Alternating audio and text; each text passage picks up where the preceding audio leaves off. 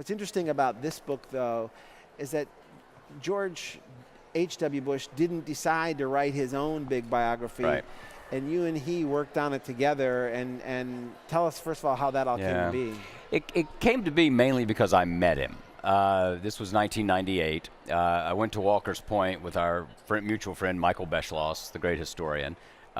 We were there to do a feature on the book that President Bush did do with General Scowcroft about the end of the Cold War and his foreign policy.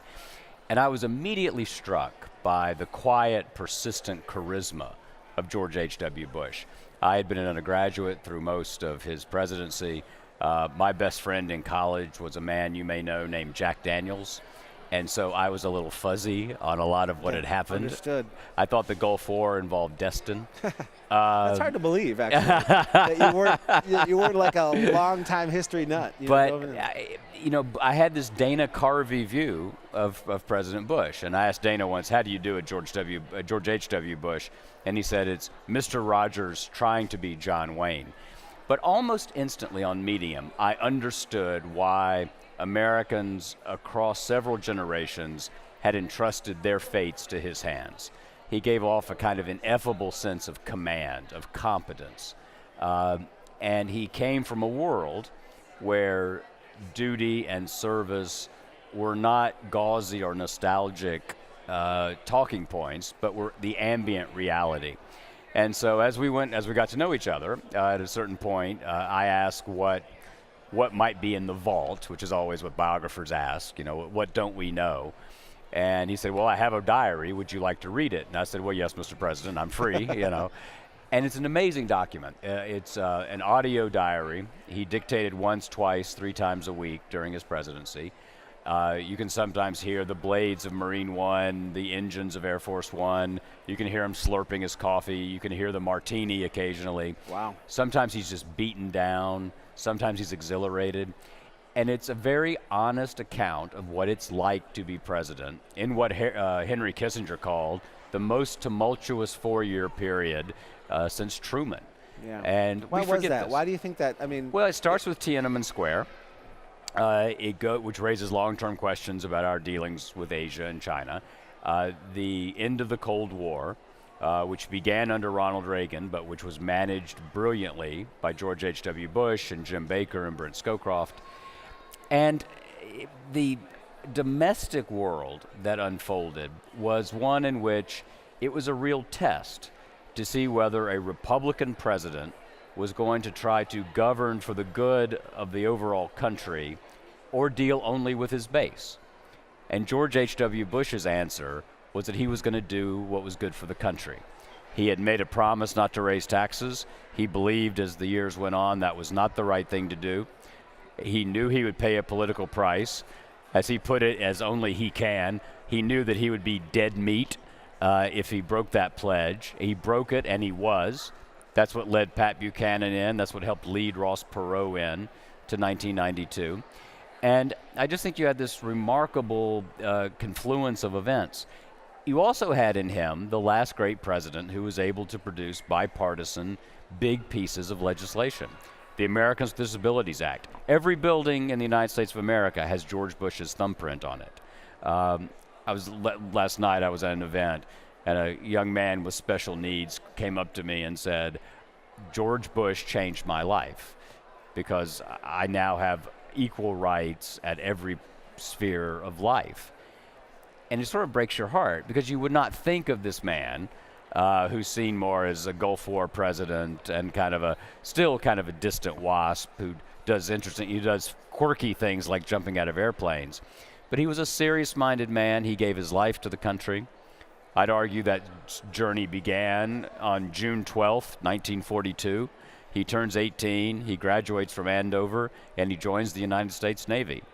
On the 2nd of September, 1944, he's shot down over the Pacific. He loses 2 of his crewmates. At some point today in Maine, where he is, they're in Maine for another couple of weeks before they go back to Texas, he will think about Del Delaney and Ted White, the 2 men he lost. Yeah. And I asked him, I said, what do you think about that? It was one of the many moments where he cried.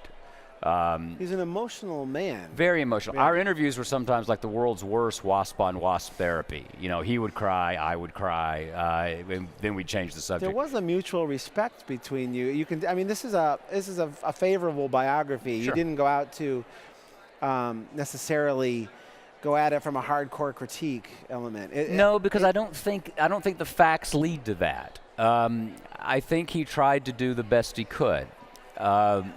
One of my theories of biography, to be very simplistic about it, is from Friday Night Lights. I'm a Southerner. And the motto of that football team in the fictional Friday Night Lights is clear eyes, full heart. I think biographers should have clear eyes and full hearts, because in this case in particular, it's a man who wasn't in it for the money. He wanted to serve. He wanted power. The title of the book includes the word power. He was driven to do it from a very early age. In Mrs. Bush's diary, which she let me read, which much to Bush 43's consternation, when Bush 43 found out that his mother had given me her diary, he said, that's not going to work out for me. But it's not a bad GW. I've spent a lot of time with these people. 1965, she writes that she thinks that George wants to be president, and he tells a possible primary opponent in a House race in the 7th District of Houston, Texas, that he wants to be president. So he had his eye on this prize for a long time. He's not a perfect man. His sins are in here. Iran-Contra is in here. His failure to support the 1964 Civil Rights Act. His failure to capitalize on the Gulf War victory to engage a changing America in the early 1990s is in here. He ran, as Tip O'Neill put it, the worst campaign for re-election anyone could remember. But he did it in part because he was a man out of time. 3 things happened in 1992 that I think have shaped where we are today with Trump and Hillary Clinton.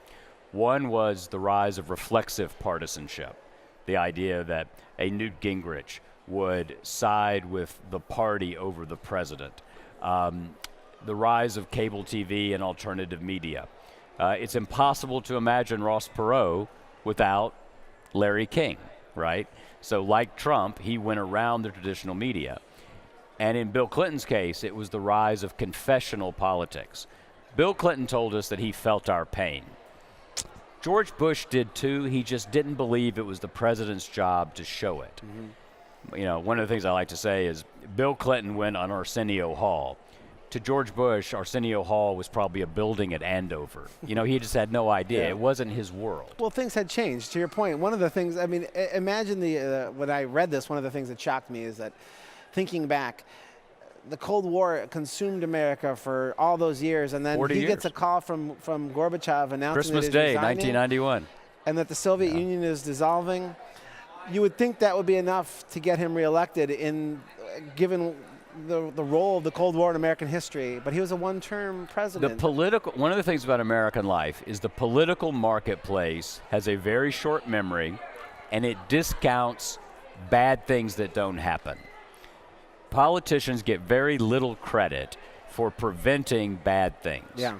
And part of Bush's reality, he used to say it to his staff all the time, let's just make sure we don't make things worse. Yeah. And that's actually, not to get too dorky here, that's actually classic Burkean conservatism. Ronald Reagan was not a conservative in the sense we think. Reagan was a revolutionary. He wanted to lead a counter-revolution to FDR and the New Deal. George Bush was a Tory conservative. He was a Burkean conservative who accepts reality as he finds it and attempts modest reform, because the lesson of history is that modest reform works better than radical reform. Yeah. He seems very aware of the legacy question. There's a part in the book where he talks to you about the fact that he knows that he's caught between the sort of the largesse of Ronald Reagan and the buildings named after him and everything, and then the sort of foibles of the drama of his sons, and that he's in the middle of that, and somewhere he feels maybe lost in that. He said, and I cannot imagine another president. I've been lucky enough in what I do I've spent time with President Ford, President Carter, Mrs. Reagan, President Bush, President Clinton, Secretary Clinton, President Obama. So everybody except Reagan and Nixon of my lifetime. I cannot imagine another president saying, as you allude to, I feel like an asterisk. Most former presidents, when you talk to them, you'll say, what a beautiful day. They will say, you know, the weather when I was president was really great. You know, they have an ability to bring it back to their presidency. You have to take a squash racket and beat George H.W. Bush about the head to get him to acknowledge that he was ever president. Yeah. It's just a different kind of code. I'd argue, at the risk of overstatement, that he actually has culturally and temperamentally more in common with the founding fathers than he does with his own generation now. It's quite a statement. Yeah. The other element is when you think about George W. Bush, and we don't have a lot of time, but that legacy is an important part, and a lot of those people on his team, Cheney for one, his opinions changed so dramatically about Cheney, and some of the things that George H.W. said about Cheney surprised both Cheney and George W. Yeah. That was a fascinating part of the book. When you showed what his father had said about him, they both were sort of surprised. Yeah. You know, maybe even stunned is the word. I felt like an underpaid family therapist. You know, interesting is what Cheney said. And fascinating. George was like, fascinating. He was very honest. I mean, the president he made these comments to me over several years, but beginning in 2008, when he began to, and this book was definitely going to be way in the future, he said that he thought that Cheney and Donald Rumsfeld had not served the president well, that they had been too hawkish, that they had not appreciated the role of diplomacy. He held his own son to account for having rhetoric that was often too hot. He made none of these comments to anyone in real time that I can find. He'd not said it to Cheney. He'd not said it to Bush 43. And I went back several times. I made sure the president that I had quoted him accurately. Yeah. I took Quite it to a revelation. everyone. I took it to everyone. But it shouldn't be surprising ultimately. I mean, basically what George Bush 41 believed was that force and diplomacy had to be complementary. An interesting thing, and this tells us something about the Bush Code, because 41 and 43 didn't talk about substantive matters very much, at least that I've ever found any evidence of. But what's interesting and ironic and somewhat sad is that they actually ended up closer to one another toward the end of W's second term. W ended up in a more moderate place, and that's a place where his father had always been. Yeah. And you wonder if they had talked, what might have happened. Right. Well, it's a fascinating story.